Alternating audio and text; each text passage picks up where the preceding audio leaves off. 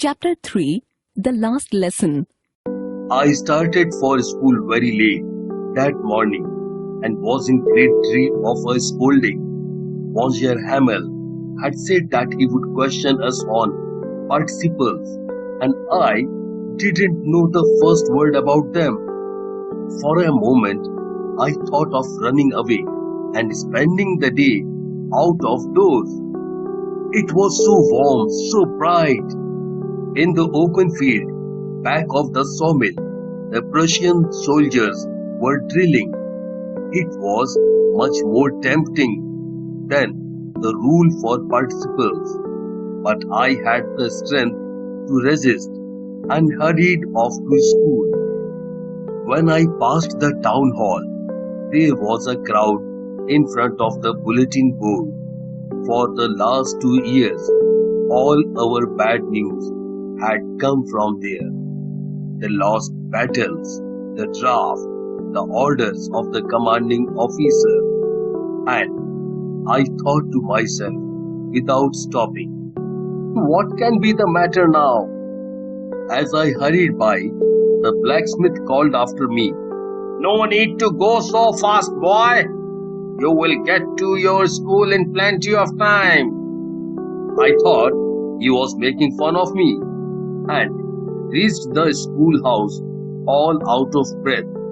Usually, when school began, there was a great bustle, the opening and closing of desks, lessons repeated in unison, very loud, the teacher's ruler rapping on the table. But now it was still. Through the window, I saw my classmates already in their places, and Monsieur Hamel walking up and down. I had counted on the commotion to get to my desk without being seen. Now I had to open the door and go in before everybody.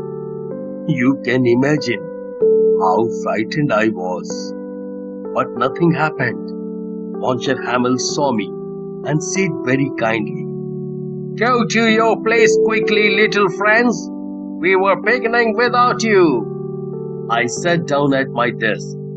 Not till then did I see that our teacher had on his beautiful green coat, his frilled shirt, and the little black silk cap. He never wore them except on inspection and prize days. The whole school seemed so strange and solemn. The thing that surprised me most was to see on the back benches that were always empty, the village people sitting quietly like ourselves, old Hauser, the former mayor, the former postmaster, and several others besides. Everybody looked sad, and Hauser had brought an old spelling book, which he held open on his knees, with his spectacles lying across the pages. While I was wondering about it all, Monsieur Hamel mounted his chair and, in the same grave and gentle tone which he had used to me, said, "My children, this is the last lesson I shall give you. The order has come from Berlin to teach only German in the schools of Alsace and Lorraine. The new master comes tomorrow. This is your last French lesson. I want you to be very attentive." What a thunderclap these words were to me. My last French lesson. Why? I hardly knew how to write. I should never learn any more. I must stop there.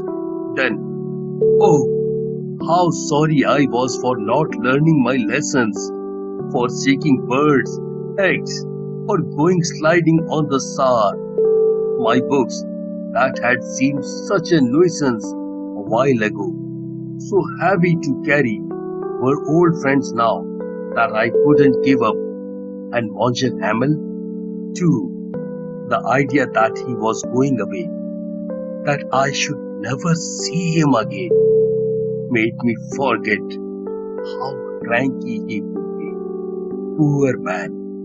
It was in honor of this last lesson that he had put on his fine Sunday clothes, and now I understood why the old men of the village were sitting there in the back of the room. It was because they were sorry too that they had not gone to school more. It was their way of thanking our master for his 40 years of faithful service and of showing their respect for the country that was theirs no more. While I was thinking of all this, I heard my name called. It was my turn to recite. What would I not have given to be able to say that dreadful rule for the participle all through, very loud and clear, and without one. But I got mixed up on the first words and stood there, holding on to my desk, my heart beating, and not daring to look up. I heard Monsieur Hamel say to me, "I won't scold you, little friends. You must feel bad enough. See how it is. Every day we have said, repeat. See how it is. Every day we have said to ourselves, I have plenty of time. I will learn it tomorrow. And now you see where we have come out. Ah, that's the great trouble with Alsace. She puts off learning till tomorrow. Now those fellows out there will have the right to say to you, how is it you pretend to be Frenchmen, and yet you can neither speak nor write your own language? But you are not the worst, poor little friends. We have all a great deal to reproach ourselves with. Your parents were not anxious enough to have you learn. They preferred to put you to work on a farm or at the mills. And I have been to blame also. Have I not often sent you to water my flowers instead of learning your lessons? And when I wanted to go fishing, did I not just give you a holiday? Then Monsieur Hamel went on to talk of the French language, saying that it was the most beautiful language in the world, the clearest, the most logical, that we must guard it among us and never forget it, because when the people are enslaved, as long as they hold fast to their language, it is as if they had the key to their prison. Then he opened a grammar book and read us our lesson. I was amazed to see how well I understood it. All he said seemed so easy. I think too that I had never listened so carefully, and that he had never explained everything with so much patience. It seemed almost as if the poor man wanted to give us all he knew before going away, and to put it all into our heads at one stroke. After the grammar, we had a lesson in writing. That day, Monsieur Hamel had new copies for us, written in a beautiful round hand. France, Alsace, France, Alsace. They looked like little flags floating everywhere in the schoolroom, hung from the rod at the top of our desks. You ought to have seen how everyone set to work and how quiet it was. The only sound was the scratching of the pens over the paper. On the roof the pigeons cooed very low, and I thought to myself, will they make them sing in German? Even the pigeons? Whenever I looked up from my writing, I saw Monsieur Hamel waiting motionless in his chair and gazing at one thing, that at another, as if he wanted to fix in his mind just how everything looked in that little school. Fancy, for 40 years, he had been there in the same place, with his garden outside the window and his class in front of him. Just like that. How it must be breaking his heart to leave it all. Poor man, to hear his sister moving about in the room above, packing their trunks, for they must leave the country next day. But he had the courage to hear every lesson to the very last. After the writing, we had a lesson in history, and then the babies chanted their ba bi bai bo boo.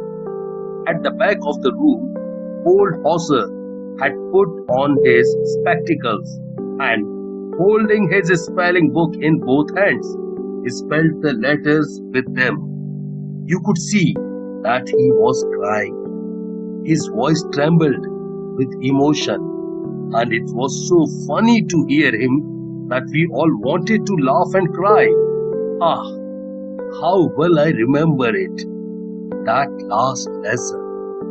All at once, the church clock struck 12. At the same moment, the trumpets of the Prussians returning from drill sounded under our windows. Monsieur Hamel stood up, very pale in his chair. I never saw him look so tall.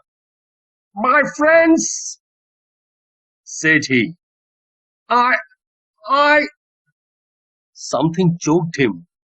He could not go on. Then he turned to the blackboard, took a piece of chalk, and, peering on with all his might, he wrote as large as he could, "We la